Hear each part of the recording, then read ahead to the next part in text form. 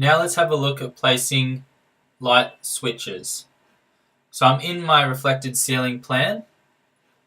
If I go into Systems and Lighting Fixtures, in here we have our light switch single and our light switch two-way.